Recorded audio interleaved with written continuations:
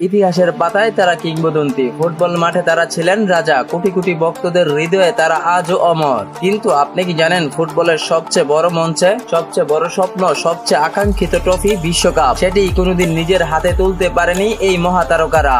একবার ভাবুন তো, যে ফুটবলাররা ডিফেন্ডারদেরকে আতঙ্কে পরিণত করেছিলেন, যারা একের পর এক রেকর্ড ভেঙেছেন, ব্যালন ডি'র জিতেছেন, চ্যাম্পিয়ন লিগ জিতেছেন, দেশের হয়ে অসংখ্য স্মরণীয় মুহূর্ত উপহার দিয়েছেন, তারাই শেষ পর্যন্ত বিশ্বকাপের মঞ্চ ছেড়েছেন চোখের জলে আর বুক ভরা আক্ষেপ নিয়ে। কেউ ফাইনালে গিয়েও স্বপ্ন ভাঙার শিকার হয়েছেন, কেউ সেমিফাইনালের বাধা পেরোতে পারেননি, আবার কেউ নিজের সর্বোচ্চটা উজাড় করে দিয়েও দেশের হাতে একটি বিশ্বকাপ তুলে দিতে পারেনি। তাই আজকের ভিডিওতে আমরা জানতে চলেছি ফুটবল ইতিহাসের এমন 5 জন কিংবদন্তি ফুটবলারের গল্প, যারা নিজেদের যুগের সেরা একজন হয়েও বিশ্বকাপ জয়ের স্বাদ কখনো পায়নি।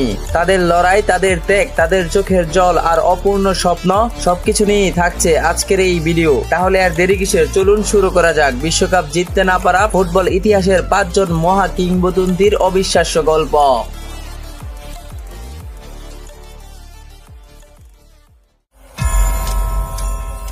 Neymar junior. ব্রাজিলের ফুটবল ইতিহাসে এই যুগে সবচেয়ে প্রতিভাবান ফুটবলারদের একজন নেইমার জুনিয়র। অবিশ্বাস্য ড্রিবলিং, চোখ ধাঁধানো স্কিল, বজ্র গতির গতি, দূরপাল্লার দুর্দান্ত শট, অবিশ্বাস্য গোল, কোটি কোটি ভক্তদের ভালোবাসা, বিলিয়ন বিলিয়ন ডলারের জনপ্রিয়তা।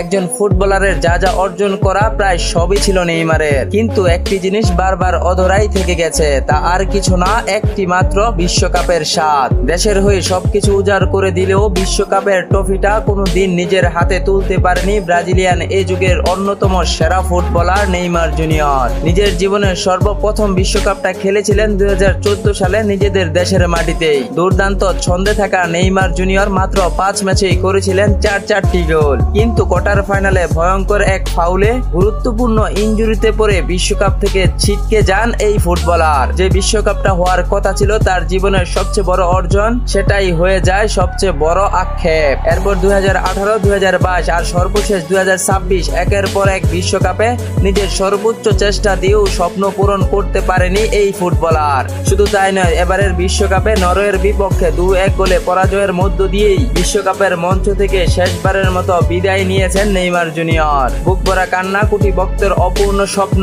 আর বিশ্বকাপের ট্রফি শেষবারের মতো দূর থেকেই বিদায় জানাতে হয় এই ব্রাজিলিয়ান জাদুকরকে। তবে হয়তো নেইমার জুনিয়রের ট্রফি জিতা হয়নি, কিন্তু ভালোবাসার ইতিহাসে নেইমার জুনিয়র চিরকাল অমর হয়ে থাকবে কোটি ফুটবল ভক্তদের মাঝে। Cristiano Ronaldo.